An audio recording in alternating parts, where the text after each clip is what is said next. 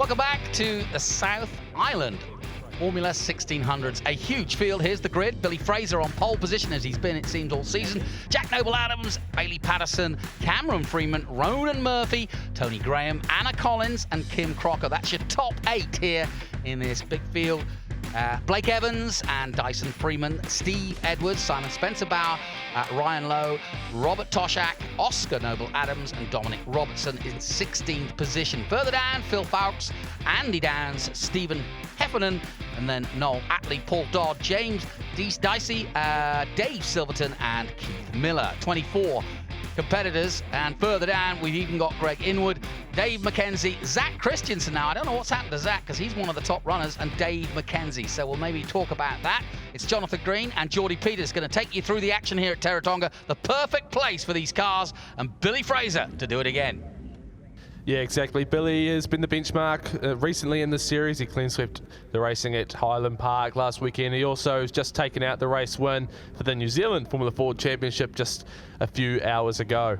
So then, here we go. The Career Racing sponsored car on the pole position on the right-hand side of your screen will lead this field, but it's a big field, as you can see.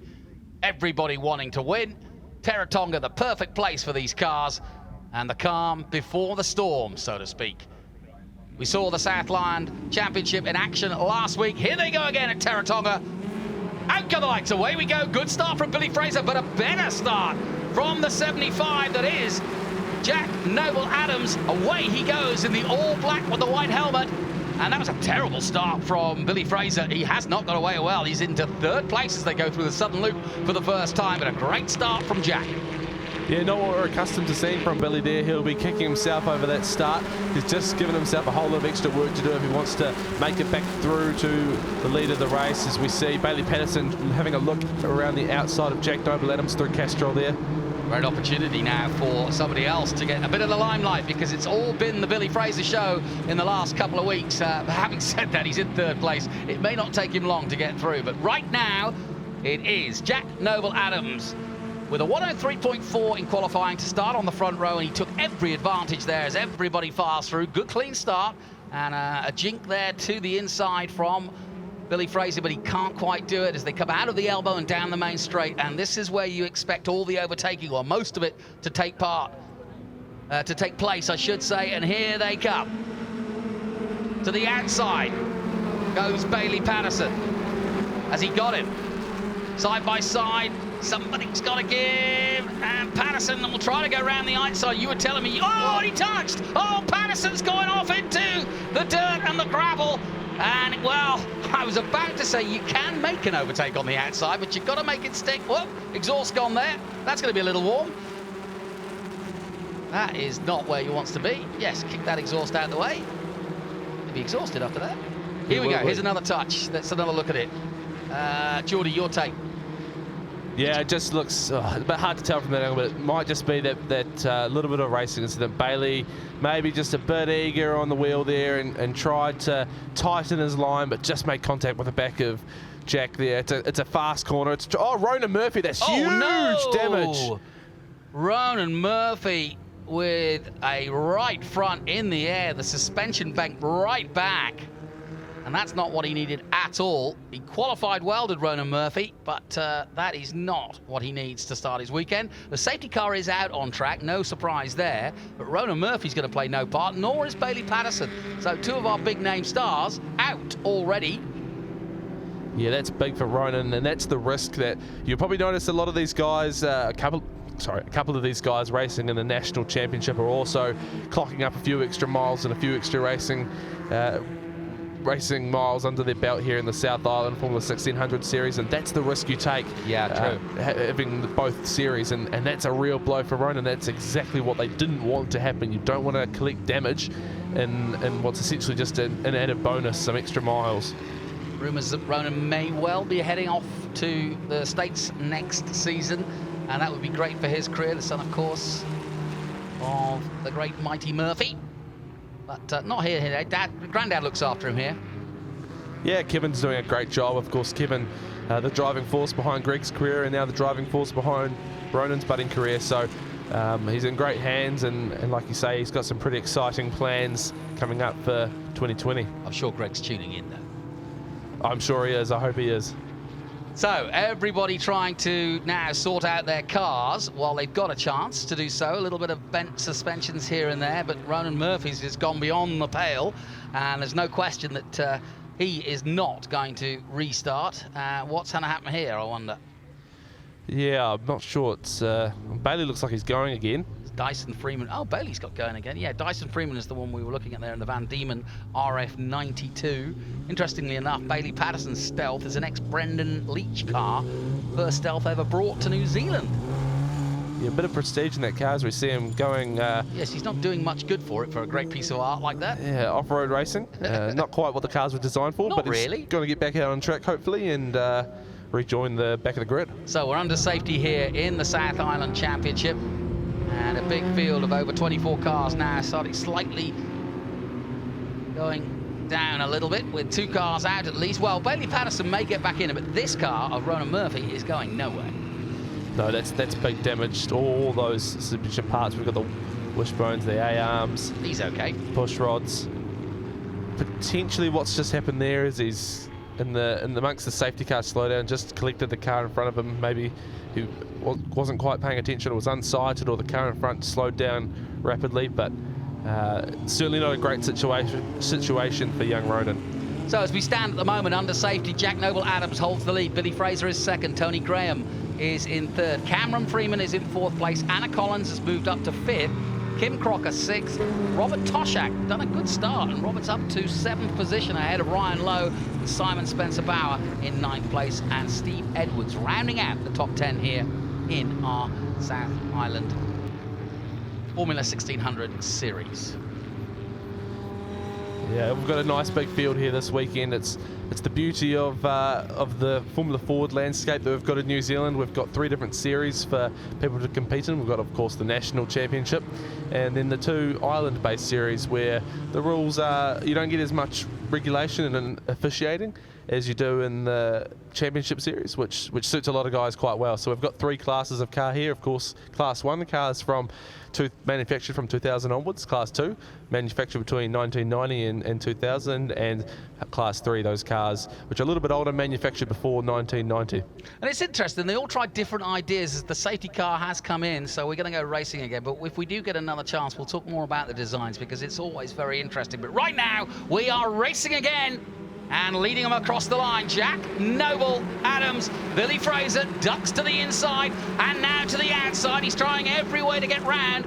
Can't quite pull it off, and he's going to do a Bailey. If he's not careful, he's going round the outside, but I think he's being a little bit more careful. As you can see, he's given himself at least a couple of inches anyway to keep away from the wheels of the car in front. But he's still putting a lot of pressure on the leader right now, Jack Noble-Adams, who leads in the All Black 75. That restart was a little bit messy there. Now, I haven't brushed up on Schedule Z recently, but I'm pretty sure there was a couple of weaves after the safety car lights had gone out. So it'll be interesting to see what the race officials decide to do there.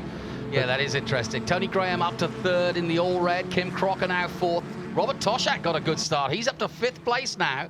Toshak in the FB89 Swift, one of only 2 in New Zealand. And Kim Crocker there, we got a first look at 4th place, and across the line they come again. Now, will Billy Fraser go for it? He's definitely going for it. They're side by side, and Fraser's what he's going to try and do is get it done before the corner, and he's done it. Perfect overtake, Billy Fraser. That's the way to go. That is career racing at its finest.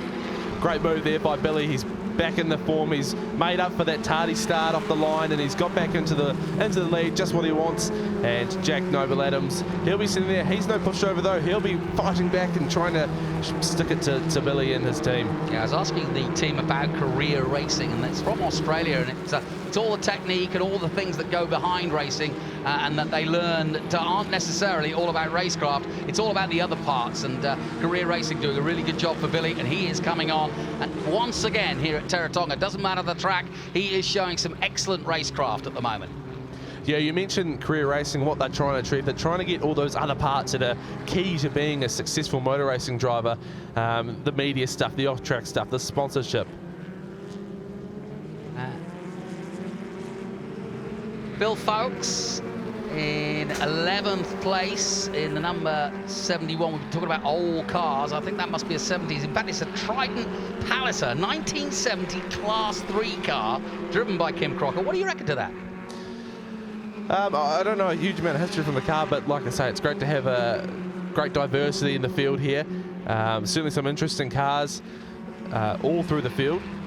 Yeah, definitely, and that's the beauty of it. Every car here has a history of some sort. I've just mentioned an old Brendan Leach car. And like I said, we've got cars that go back to 1970. Look at that. Beautiful, isn't it? Yeah, some great engineering there and beautifully presented cars all up and down the field. Oh no! Just as we mentioned him. Commentator's curse. Yeah, kicks up a bit of dirt there for us, puts on a show. That's what we'd like to see. It was second in the national championship in '79, that car. I've got me anorak on today. Here we go. Billy Fraser crossing the line now. And Jack Noble Adams is going to try to do the same to Billy as he did. Payback. Here we go. But he's not going to pull this one off because Billy's got the front line. Oh, he may do. It's such a long corner. If he keeps his foot in, he'll have the line. And they are side by side and sideways almost for the 75. Has to pull out of it. Otherwise, he'd have gone off. And Billy holds on. Billy the Kid doing the job here at Teretonga.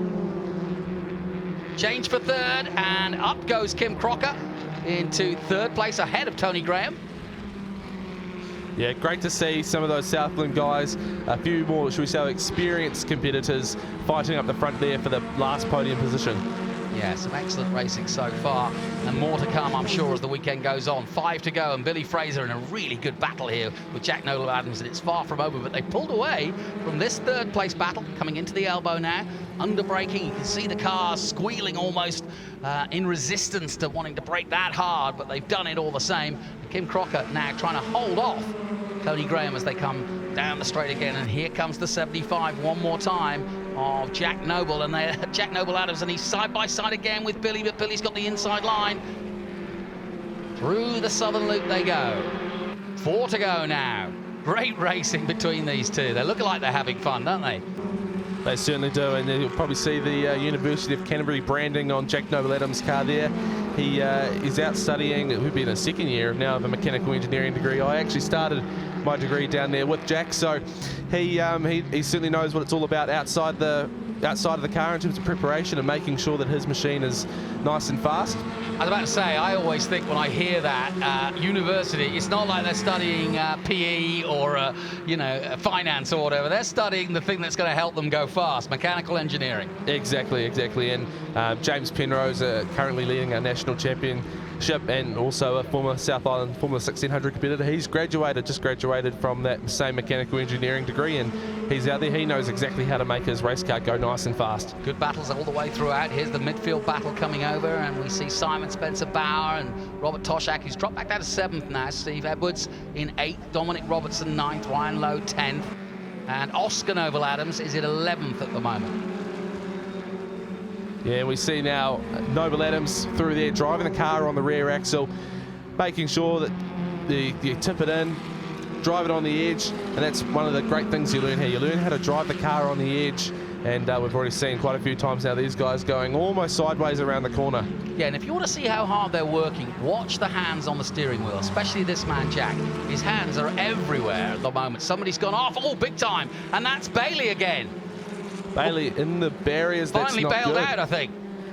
Yeah, that's... It's the second one. Down at turn 1. It's not ideal for Bailey. No, not at all. And let's hope it doesn't. Well, it could well bring out a safety because it is at the exit of turn 1. Anyway, we'll see.